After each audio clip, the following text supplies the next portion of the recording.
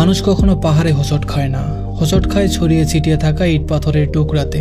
পাহাড়ের মতো বিশাল কিছুর সামনে আমরা সতর্ক থাকি, প্রস্তুত থাকি, কিন্তু ইট পাথরগুলো আমাদের দৃষ্টি এড়িয়ে যায়, যে কারণে প্রায় আমরা ইট পাথরে পাহাড়কে পড়ে যাই। জীবনের মতোই সম্পর্কের পথও এরকমই। একটা সম্পর্ক, সেটা প্রেম, বন্ধুত্ব, দাম্পত্য কিংবা পারিবারিক যাই হোক না কেন, কখনোই বড় কোনো ইস্যুতে ভেঙে পড়ে না। সম্পর্ক ভাঙে ছোট ছোট ভুল বোঝাবুঝি, অবহেলা, না বলা কথার ভেতরে জমে থাকা কষ্ট, কিংবা সময় মতো একটুখানি মনোযোগ না দেওয়ার কারণে। এই ছোট ছোট অপ্রাপ্তিগুলো হয়তো প্রথমে তেমন একটা গুরুত্ব পায় না, কিন্তু দিনে দিনে সেগুলো জমতে জমতে পাহাড়ের চেয়েও বড় হয়ে ওঠে।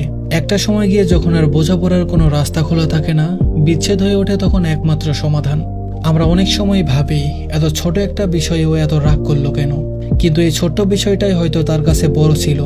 হয়তো সে প্রতিদিন একটু কথা বলে হালকা হতে চেয়েছিল, হয়তো ও একটুখানি বেশি সময় চেয়েছিল, হয়তো আপনার কোনো একটা বাক্য বা অভিব্যক্তি তার মনে অনেক গভীর ক্ষত তৈরি করেছে।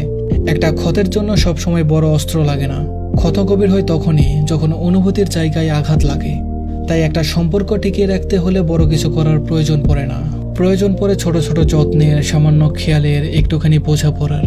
সময় মতো একটা মেসেজ, ক্লান্ত দিনে এক কাপ চা, কষ্টে থাকা মানুষটার পাশে নীরব উপস্থিতি, কিংবা কেবল মন দিয়ে তার মনের কথাগুলো শোনা। এই ছোট্ট ছোট্ট কাজগুলোই আজীবনের বন্ধন তৈরি করে। সম্পর্ক মানে একে অপরের জায়গায় নিজেকে কল্পনা করতে পারা, তার অনুভূতিকে তার দৃষ্টিভঙ্গি থেকে উপলব্ধি করার চেষ্টা করা, একটুখানি কেয়ার, একটুখানি সম্মান, একটুখানি গুরুত্ব দেওয়া, একটুখানি সহানুভূতি। এগুলোই একটি সম্পর্কের মেরুদণ্ড।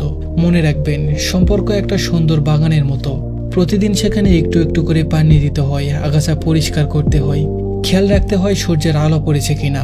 অবহেলা করলেই তা শুকিয়ে যায়। তাই সম্পর্কের ছোট ছোট বিষয়গুলোকে অবহেলা নয়, বরং যত্নে আলিঙ্গন করা উচিত। কেননা জীবনের সব থেকে বড় সুখ লুকিয়ে থাকে এই ছোট ছোট খুঁটিনাটিতেই। ধন্যবাদ সবাইকে।